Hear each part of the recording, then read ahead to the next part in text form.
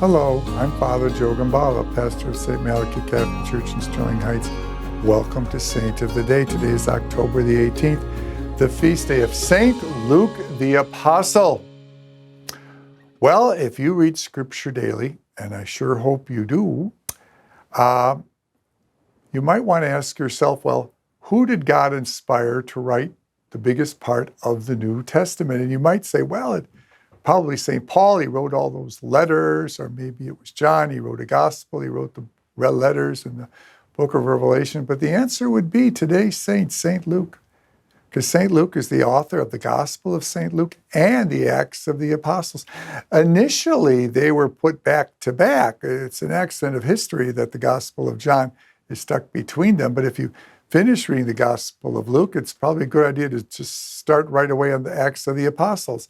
It not only gives the history of the life of Christ, but gives the history of the early times of the church. In fact, the most that we know about the earliest years of Christianity comes from the Acts of the Apostles.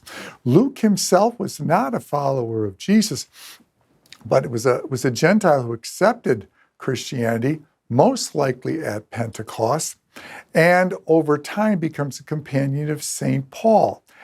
He travels with St. Paul on St. Paul's second journey around the Eastern Mediterranean.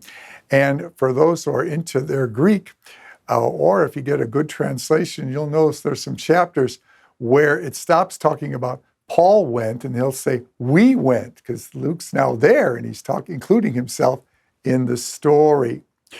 Well, we're very grateful that he wrote the Gospel and the Acts of the Apostles. By trade, he was a physician and is a patron saint of physicians. And he was also an artist, for tradition says that the icon of Our Lady of Czestochowa was initially created by St. Luke himself.